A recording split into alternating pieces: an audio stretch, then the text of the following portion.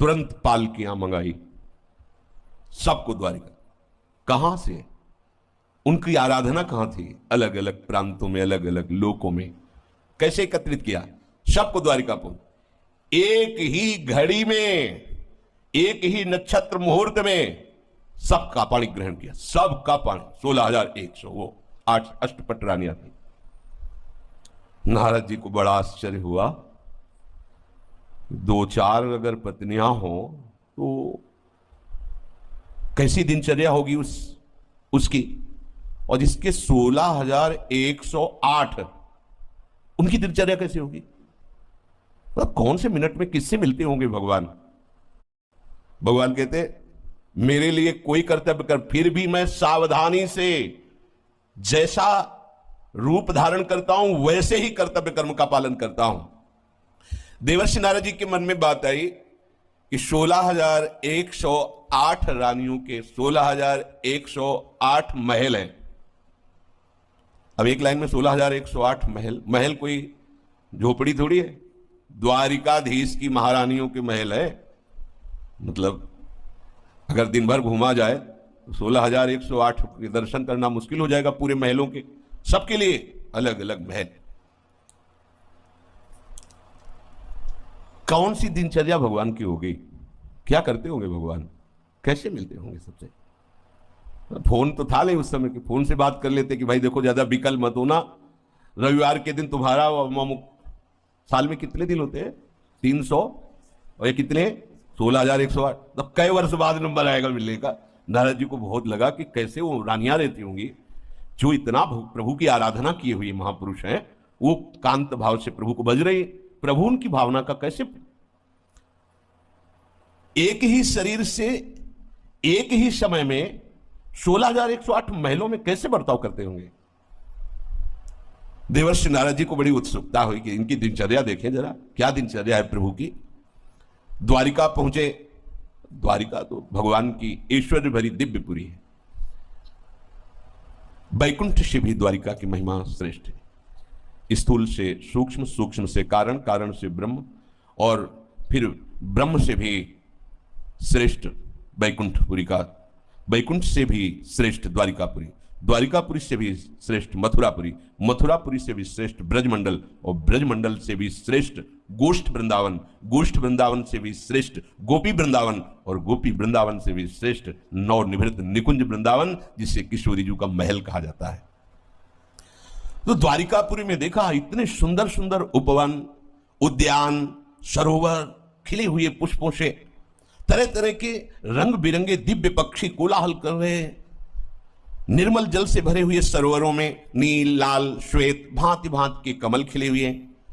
नवजात कमलों की भीड़ लगी हुई है। हंस सारस कलरव कर रहे हैं। द्वारिकापुरी में स्फटिक मणि और चांदी के, स्फटिक मणि और चांदी के, स्फटिक मणि भी श्वेत होती, चांदी भी श्वेत होती। 9 लाख महल पद बनाए गए थे बड़े बड़े। उनकी फर्शें महामरकत मणि की, पन्ने की, जगमग जगमग कांति महल की फर्श की, हीरों की बहुत सी स्वर्ण से ऐसे पच्चीकारी की गई थी, देखते बनते थे महल द्वारिकाधीश के। और जो राजपथ था बहुत ही सुंदर, स्वच्छ, और आसपास की नारी रत्नों से जटी हुई, बीच में राजपथ, फिर छोटी छोटी गलियां, चौराहे, बाजार, ऐसे सुंदर सुंदर पशु पक्षी। नारद जी देखते ही आनंद मगन हो गए। द्वारिकापुरी में प्रभु श्री कृष्ण चंद्र का अंतःपुर, अंतःपुर कहते हैं जहां प्रभु की शक्तियां विराजमान, रानियां विराजमान है। बड़े बड़े लोकपालों का जहां प्रवेश नहीं, केवल डेहरी को प्रणाम करते हैं, वो अंतःपुर। लोकपालों का भी प्रवेश नहीं प्रभु के महलों में। भगवत स्वरूप विश्वकर्मा ने अपनी सारी कला कौशल लगा करके इन महलों का निर्माण किया है। अंतःपुर में अर्थात रनिवास में 16,108 महल हैं। उनमें से एक प्रथम महल में देवर्षि नारद जी ने प्रणाम करके प्रवेश किया। मूंगों से जटित वैदूर्य मणियां, इंद्रनील मणियां दीवारों में जगमग जगमग हो रही थी। बड़ी सुंदर सुंदर बिछौने बिछे हुए थे जो चमक रहे थे। मोती की लड़ियां महल में, चंदोवे, हाथी दांत के बने हुए आसन, श्रेष्ठ श्रेष्ठ पलंग जिनमें मणियां जटित हैं, तो पलंग भी तेजों में दिखाई दे रहे, और एक ही महल में सहस्त्रों दासियां बहुत सुंदर सुंदर आभूषणों से सुसज्जित, स्वच्छ, तेजस्वी, सुसज्जित, ऐसे वो सेवा में लगी हुई है। और हजारों सेवक अंतापुर के बाहर जामा पगड़ी, सुंदर सुंदर गहने, जड़ाऊ कुंडल धारण किए हुए सावधानी से महल की रक्षा कर रहे हैं। ऐसी धूप है जिसकी गंध से मतवालापन प्रकट होता है। रंग बिरंगे पक्षी छज्जों पर बैठे हुए बोल रहे हैं।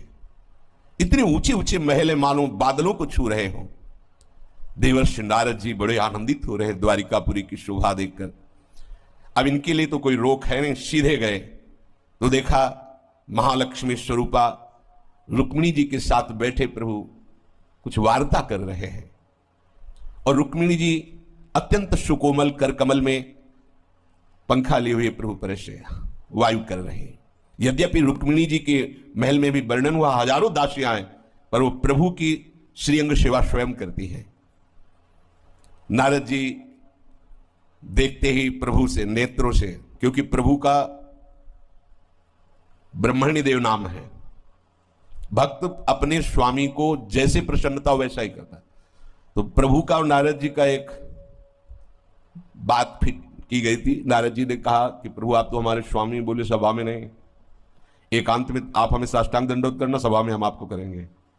एकांत में तो तुम्हारे आराध्य देव हैं, पर सभा में संत हमारे आराध्य देव हैं।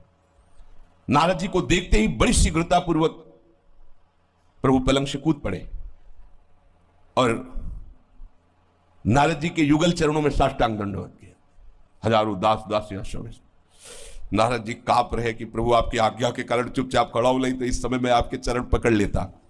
द्वारिकाधीश का महान मुकुट नारद जी के चरणों में, और हाथ जोड़ करके प्रभु खड़े हुए, अहो भाग्य, अहो भाग्य, आइए पधारिए, और अपने आसन पर बैठा रहा, अपने आसन पर। परीक्षित, इसमें संदेह मत करना। देखो श्री सुखदेव जी कितने सावधान है, कहे कि संदेह मत करना, ये चराचर जगत के परम ईश्वरों के भी ईश्वर जगत गुरु हैं, पर ये आचरण करके दिखाते कि घर संत आवे तो कैसा आदर करना चाहिए। भगवान कहते हैं ना, मेरे लिए कोई कर्तव्य नहीं, फिर भी मैं सावधानी से करता हूं। नारद जी के चरण पकड़े, रुक्मिणी जी से तुरंत कलश में जल, हाँ चरण प्रक्षालन। देखो परीक्षित, जिनके चरण का धोवन गंगा जल सारे जगत को पावन करता है, वो प्रभु नारद जी के चरण पखाड़ रहे हैं। परम भक्त वत्सल, संतों के परम आदर्श प्रभु आचरण करके दिखा रहे हैं। प्रभु संतों को अपना आराध्य देव मानते हैं, संत प्रभु को अपना आराध्य देव मानते हैं। ये तो नारद जी हैं। जगन्नाथ जी स्वयं माधवदास बाबा की सोच भरी लंगोटी को धो धो के समुद्र से ऐसे सुखा रहे, फैला रहे। बाबा की दृष्टि पड़ी कि मुझ अकिंचन गरीब की कौन सेवा कर सकता है।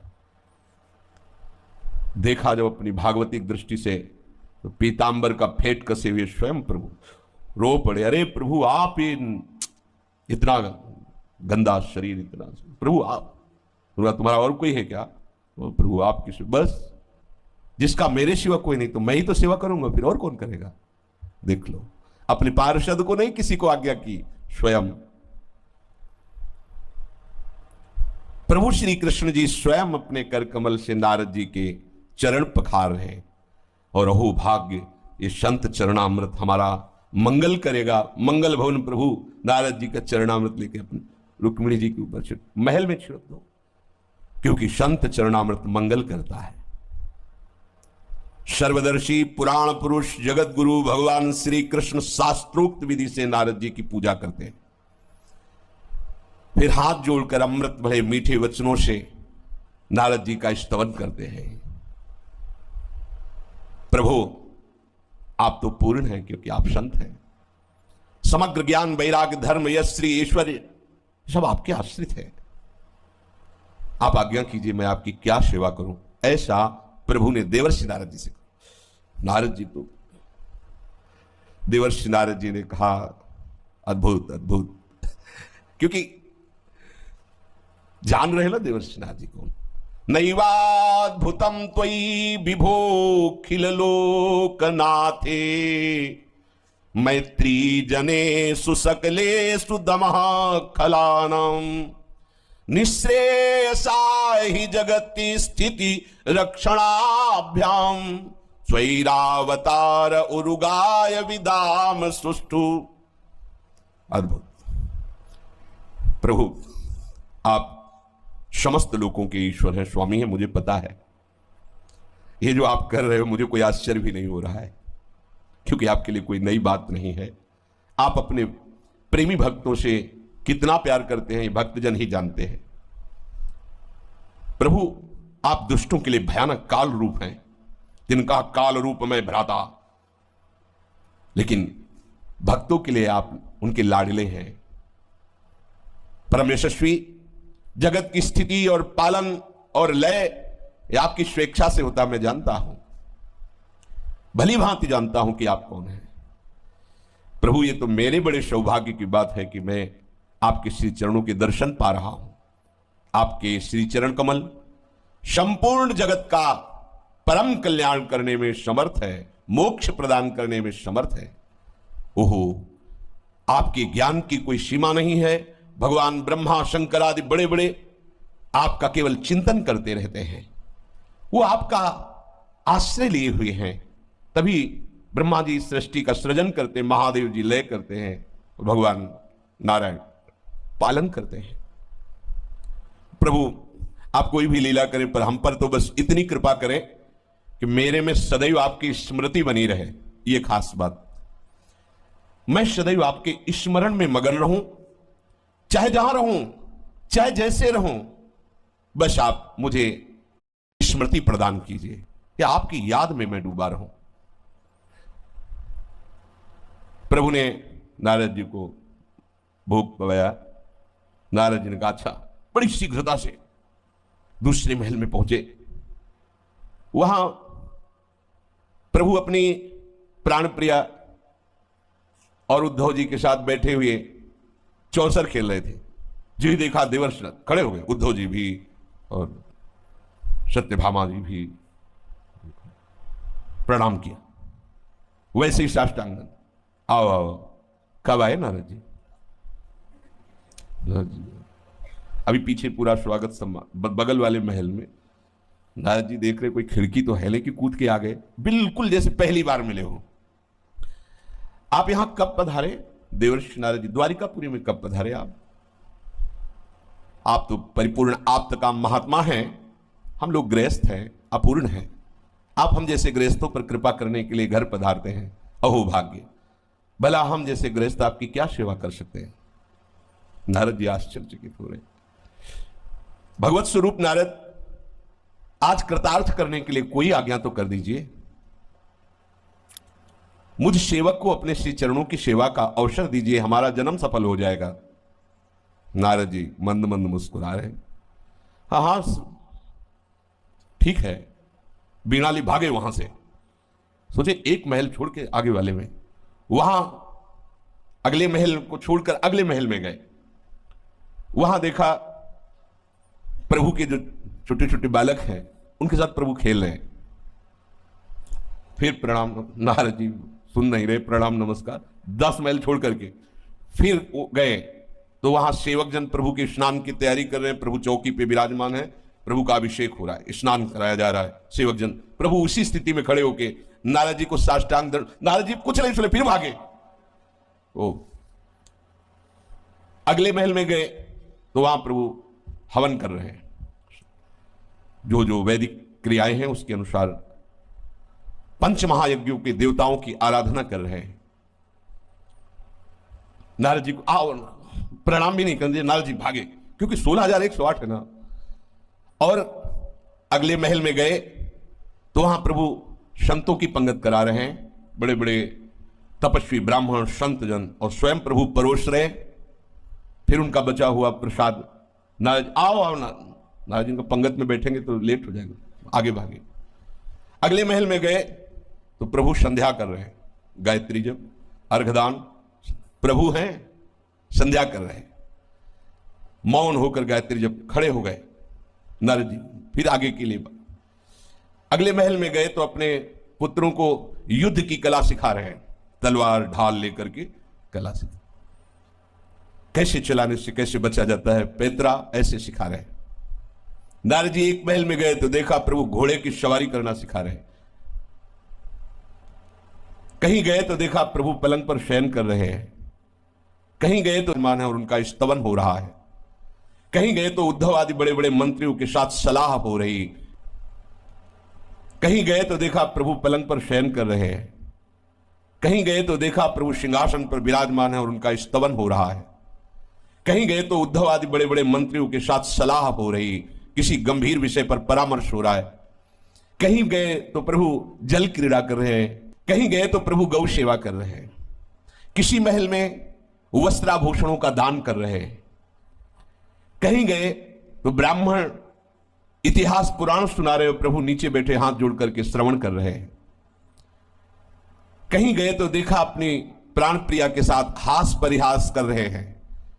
कहीं गए तो धर्म का उपदेश कर रहे हैं प्रभु। कहीं धन वृद्धि के लिए उपदेश कर रहे हैं, कैसे राज्य चलता है, कैसे धन का।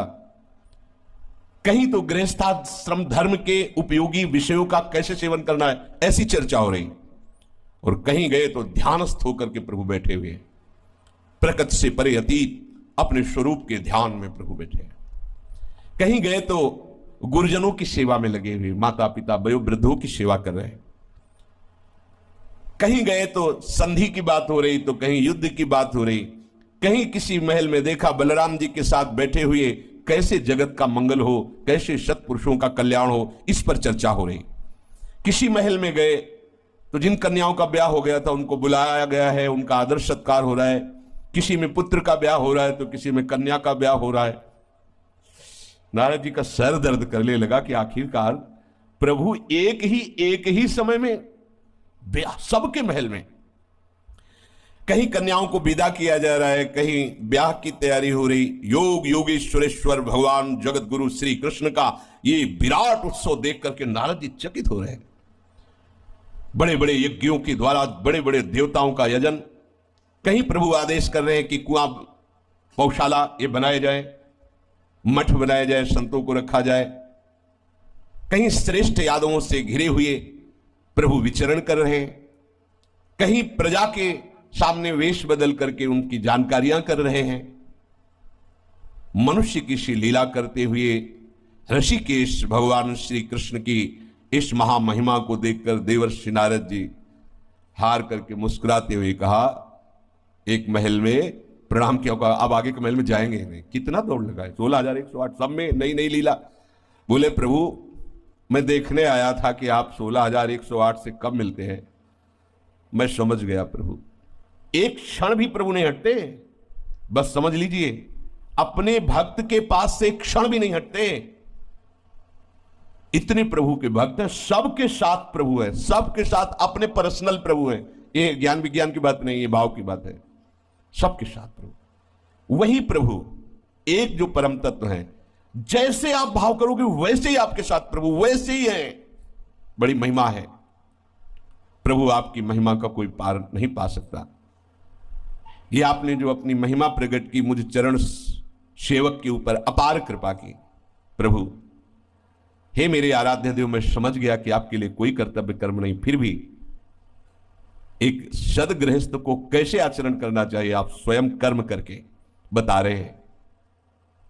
जब नारद जी चरणों पे गिरे तो उनका मेरे प्यारे पुत्र, प्रभु ने कहा अभी तक जो लीला हुई, अब कह रहे मेरे प्यारे पुत्र वत्स, तुम मेरी इस महायोग माया को देखकर आश्चर्यचकित मत होना, क्योंकि नट की सारी कारीगरी, सारा चमत्कार जमूरे को पता होता है। जाओ, तुम कभी मोहित मत होना मेरी माया से। मैं तुम पर बहुत प्रसन्न हूं, सदैव हमारे स्मरण में मगन रहो। तो प्रभु कह रहे ये देखो मेरे लिए कोई कर्म नहीं है। न मे पार्थास्ति कर्तव्यम त्रिषु लोकेषु किंचन नानुवाप्तम अवाप्तव्यम वर्तेव च कर्मणि। हे पार्थ, मुझे तीनों लोकों में ना तो कुछ कर्तव्य है और ना कोई प्राप्त करने योग्य है कि भाई मुझे ये प्राप्त करना है, फिर भी मैं बड़ी सावधानी से कर्तव्य कर्म को करता हूं। क्यों? क्योंकि यदि हम न वर्तेयम जातु कर्मण्य तंद्रितः मम वर्तमानुवर्तन्ते मनुष्याः पार्थ सर्वशः उत्सीदेयुरिमे लोका न कुर्यां कर्म चेदहम संकरस्य च कर्ता मुपहन्यामिमाः प्रजा। हे पार्थ, यदि मैं सावधानी पूर्वक कर्म ना करूं, अपने कर्तव्य कर्म को ना करूं, तो बहुत बड़ी हानि हो जाएगी, क्योंकि ये जगत मेरे ही आचरण का प्रमाण मान करके अनुकरण करेगा। और यदि मैं ठीक से कार्य ना करूं तो ये सब भ्रष्ट हो जाएंगे, नष्ट हो जाएंगे, और मैं वर्ण संकरता करने वाला बनूं। वर्ण संकरता, जहां विपरीत कर्म, उसे वर्ण संकर कहते हैं। समस्त प्रजा का मैं नष्ट करने वाला बन जाऊंगा। एक संत भगवान कह रहे थे कि जब तक कोई मर्यादा पुरुषोत्तम भगवान की, राम जी की लीला को नहीं समझ सकता, तो लीला पुरुषोत्तम श्री कृष्ण की लीला का समझने का अधिकार ही नहीं उसको। जब तक वो वैदिक और धार्मिक मर्यादाओं में नहीं बंधा है और भजन से प्रेम का अंकुरण स्फुरण नहीं हुआ है, तब तक ये महाप्रेम समुद्र ब्रज लीला में सबका अधिकार नहीं है। ये बड़ा एकांतिक रहस्य है। देखो, एक प्रसंग में जब बाल कृष्ण जी का चरित्र चल रहा था, पूज्य वेणु विनोद के महाराज जी का, तो एक बार ये कुछ संतों के समीप गए जो इष्ट गोष्ठी कर रहे थे। इनको देखते ही तुरंत बंद कर दिया। इनको अंदर से बड़ा दुख हुआ, क्या मैं अभी श्री कृष्ण की इन लीलाओं का श्रवण करने का भी अधिकारी नहीं हूं? सब मौन हो गए, चुप हो गए। ये आदेश है, क्योंकि ये प्रेम लीला है, ब्रज लीला। और ब्रज लीला का भी अत्यंत रहस्य सार निकुंज लीला है। इसलिए सब कोई निकुंज लीला का तो नाम भी नहीं जानता है। ब्रज लीला ऐसी है कि जब तक पहुंचे हुए महापुरुषों के चरण की आराधना नहीं होगी, तब तक आप ब्रज लीला भी नहीं समझ सकते। हाँ, द्वारिका लीला और कुछ मथुरा लीला, ये तो राज दरबार की लीला है। राज दरबार सब समझने की चेष्टा करो तो समझ सकते हो, लेकिन ब्रज लीला ये राज दरबार की लीला नहीं है, ये अंतः की लीला है, एकदम एकांत की लीला है। इसमें जब तक भगवत प्रेम का प्रादुर्भाव नहीं हुआ, तब तक इन चर्चाओं को आप नहीं समझ पाएंगे।